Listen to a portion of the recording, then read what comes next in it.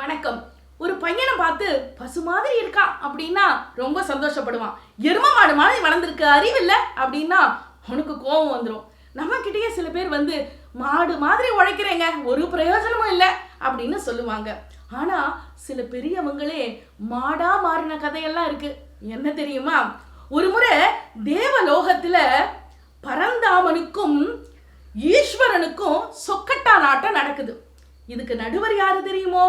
உமையம்மை தான் நடுவர். ரெண்டு பேருக்கும் ஆட்டம் நடக்குது. ஆட்டம் விறுவிறுப்பா போகுது. ரெண்டு பக்கமும் அவங்க பக்கத்துல இருக்கிற எண்ணிக்கைய சொல்லிட்டே இருக்காங்க. இதுல பார்வதி தேவி குழம்பி போயிட்டான். யாரு பக்கம் தீர்ப்பு கொடுக்கறது? யாராவது ஒரு பக்கம் தீர்ப்பு கொடுத்தா கூட ரெண்டு பேருக்குள்ள சண்டை வந்து உலகமே போரா மாறிடுமே, இது எப்படி தடுக்கிறது அப்படின்னு சொல்லி விளையாட்ட அந்த பகடக்காயை தட்டி விட்டுடுறான். ஒன்னு சிவபெருமானுக்கு ஒரே கோபம். நீ உன் அண்ணனுக்கு சாதகமா நடக்கணும்னு சொல்லிட்டு தானே இதை தட்டி விட்ட, அதனால நீ பசுவா போ அப்படின்னு சாபம் கொடுத்துடுறாரு. உடனே அந்த நேரத்துல தன்னுடைய சகோதரியினுடைய சாபம் விமோச்சனம் ஆற வரைக்கும் நாமும் மாடு மேய்க்கும் இடையனா இருப்போம் அப்படின்னு மாதவனும் மாடு மேய்க்கும் இடையனா மாறிடுறாரு. உடனே மேல இருந்து தேவகுருவான பிரகஸ்பதி அந்த இடத்துக்கு இறங்கி வந்து அந்த அம்மா கிட்ட போய், உமையம்மை கிட்ட போய், உங்களுடைய திருப்பாதம் பூலோகத்தில் எந்த சிவலிங்கத்தின் மீது படுகிறதோ அப்போ உங்களுக்கு சாப விமோச்சனம் கிடைக்கும் அப்படின்னு சொல்றான்.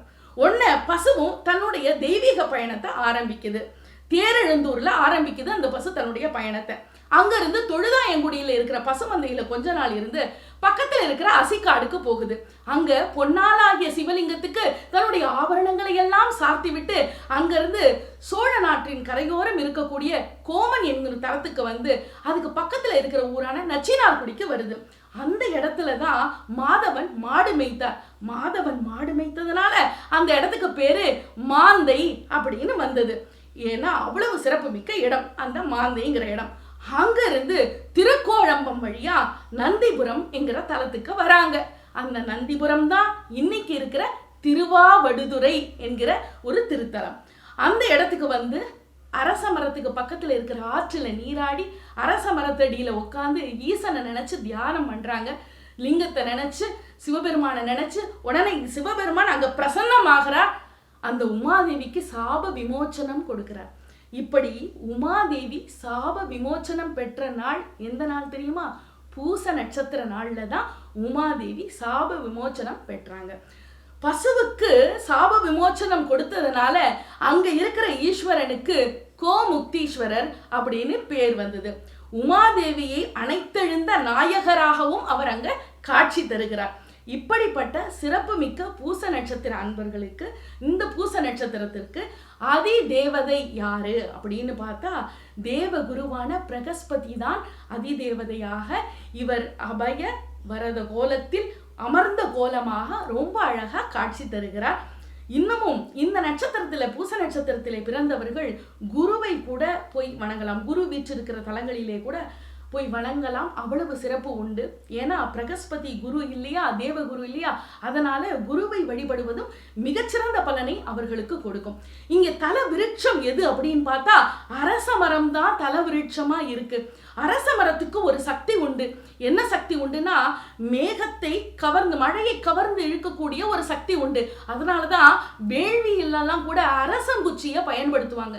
ஒரு அரச மரத்தை நீங்க நட்டீங்கன்னா உங்க சந்ததிக்கே சொர்க்க பதவி கிடைக்கும் அப்படின்னு விருட்ச ஆயுர்வேதம் அப்படிங்கிற நூல் சொல்லுது. அவ்வளவு சிறப்பு பெற்ற இந்த அரச மரத்து அடியில தான் என்னன்னா தீர்ப்புகள்லாம் வழங்குவாங்க. அரச மரத்தை சுத்தினா நல்லதுன்னு சொல்லுவாங்க. இவ்வளவு சிறப்புகள் பெற்ற அரச மரம் தான் பூச நட்சத்திரக்காரர்களுக்கு தல பரிகாரமாக விருட்சம் தல விருட்சமாக இந்த கோயிலுக்கு தல விருட்சமா இருக்கு. இப்படி தல விருட்சம் அரச மரமா இருக்கிற கோயில்கள் எல்லாம் போய் பூச நட்சத்திரத்தை சார்ந்தவர்கள் வழிபடுவது ரொம்ப நல்ல நன்மையை தரும். அது மட்டுமல்ல, திருவாவடுதுறையில இருக்கக்கூடிய மிகச்சிறந்த கோயில்.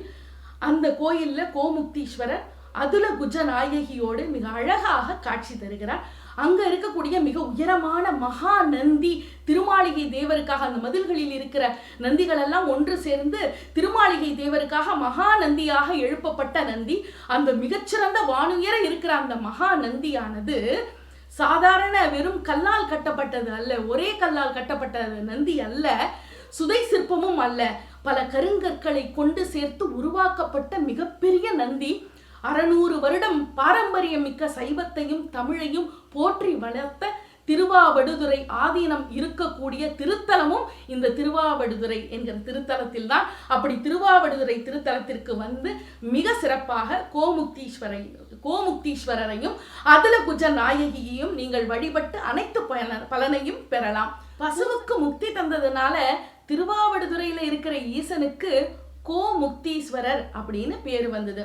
அது மட்டுமா, ராமபிரான காட்டுக்கு அனுப்பி பரதன் நாடாளணும்னு கைகேயை சூழ்ச்சி செஞ்சப்போ கூட நாடாளும் வாய்ப்பு கிடைச்சு நாடு ஆளாம ராமனுடைய பாதுகைகளை வைத்தே வழிபாடு செய்தானே பரதன், அந்த பரதன் பிறந்த நட்சத்திரமும் இந்த பூச நட்சத்திரம் தான்.